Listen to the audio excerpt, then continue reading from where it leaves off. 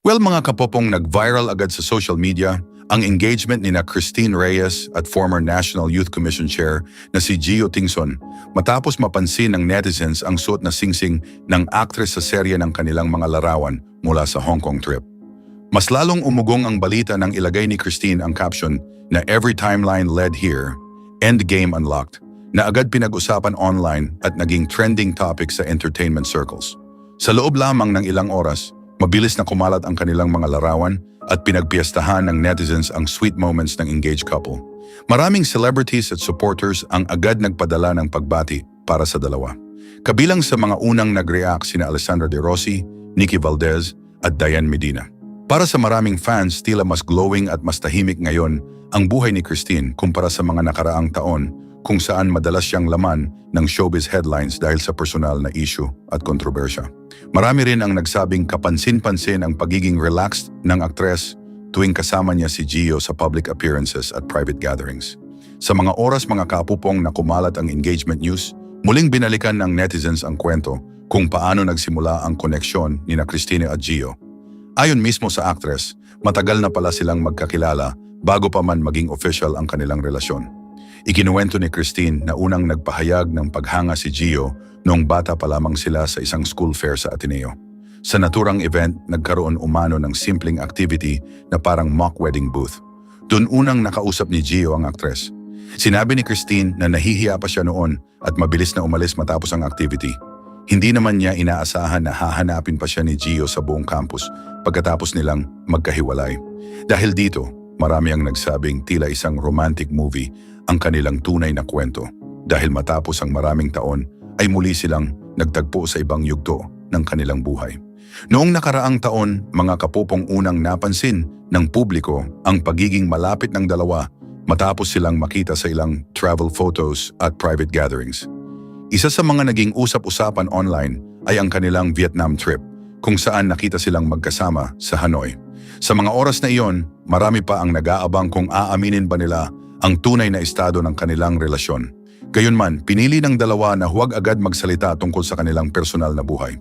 Habang tumatagal, mas naging visible sina Christine at Gio sa iba't ibang okasyon pero nanatili silang pribado pagdating sa detalye ng kanilang pagsasama.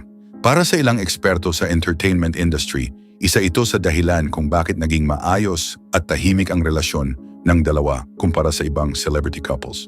Ayon sa ilang observers, nakatulong din umano ang maturity ng dalawa upang maiwasan ang intriga at pressure mula sa publiko. Si Gio Tingson, mga kapupong, ay former chairperson ng National Youth Commission mula 2014 hanggang 2016. Naging chief political officer din siya ni Senator Bam Aquino at nagsilbing chairperson ng Akbayan Citizens Action Party mula 2018 hanggang 2022. Bagamat mas kilala siya noon sa public service, naging mas pamilyar ang kanyang pangalan sa entertainment world matapos maiugnay kay Christine. Para naman sa supporters ng aktres, malaking pagbabago umano ang nakikita nila ngayon kay Christine. Sa ilang interviews nitong mga nakaraang buwan, sinabi ng aktres na mas malinaw na ngayon sa kanya kung ano ang gusto niya pagdating sa relasyon. Mas mahalaga raw para sa kanya ang sincerity, respeto, emotional support at peace of mind kaysa pansamantalang kilig lamang. Matatanda ang ikinasal si Christine kay mixed martial arts athlete na si Ali Katibi noong 2016. Mayroon silang anak na si Amara.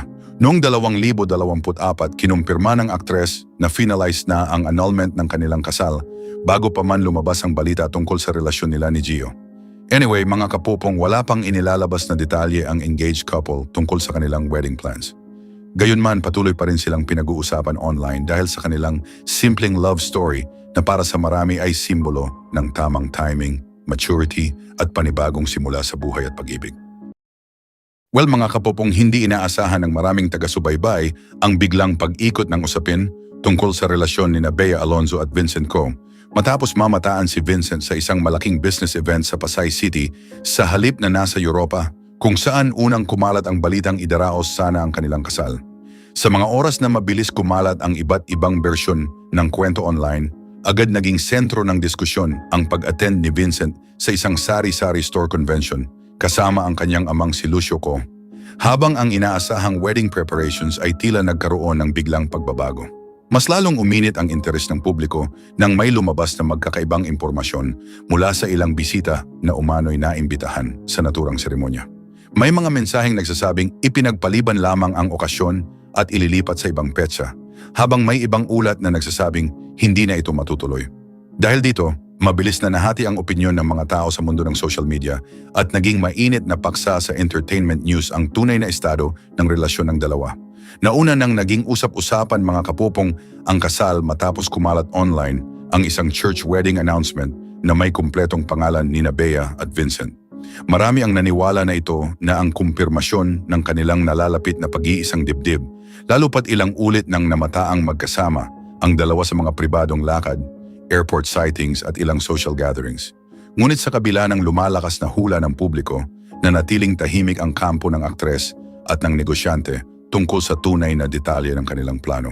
Ayon sa ilang source na kalapit umano sa dalawa, isa sa mga mahalagang usapin bago ang anumang kasal ay ang prenup agreement.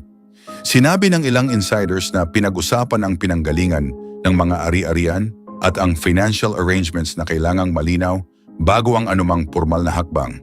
Dahil parehong may matatag na karera sina Bea sa entertainment industry at Vincent sa negosyo, naging masusi umano ang pagtalakay sa mga aspeto ng investments at long-term responsibilities. May ilang eksperto mga kapopong sa industriya ang nagsabi na hindi maiiwasan ang pressure kapag parehong public figure ang sangkot sa isang relasyon. Sa kaso ni Bea at Vincent, parehong malawak ang impluensya at responsibilidad na kanilang hinahawakan sa kanilang larangan. Si Bea ay patuloy na kinikilala bilang isa sa pinakarespetadong aktres sa bansa, habang si Vincent ay aktibong leader sa kanilang malaking retail business group na may malawak na operasyon. Sa mga oras na patuloy ang diskusyon online, hati rin ang opinyon ng publiko. May mga taga-suporta na nagsasabing normal lamang ang pagbabago sa wedding preparations, lalo na kung maraming detalye ang kailangang ayusin.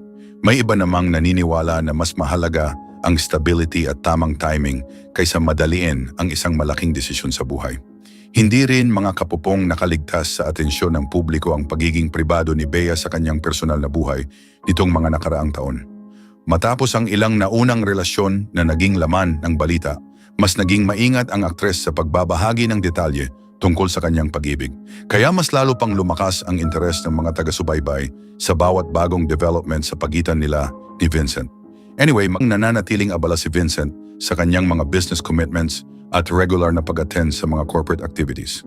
Ang kanyang presensya sa Sari-Sari Store Convention sa Pasay ay nagpakita ng patuloy niyang focus sa kanilang negosyo sa kabila ng lumalakas na usapin tungkol sa kanyang personal na buhay. Sa kabilang banda, si Bea ay patuloy rin sa kanyang showbiz engagements at iba pang proyekto. Sa ngayon, mga kapupong, wala pa ring malinaw na pahayag mula sa magkabilang panig tungkol sa tunay na kalagayan ng kanilang wedding plans. Sa mga oras na patuloy ang espekulasyon, nananatiling bukas ang maraming tanong ng publiko at patuloy nilang sinusubaybayan ang bawat galaw ng dalawa. Marami pa rin ang umaasa na sa tamang panahon, magkakaroon ng linaw ang lahat ng usapin at may papaliwanag ang totoong nangyari sa likod ng mga balitang matagal nang pinag-uusapan sa industriya.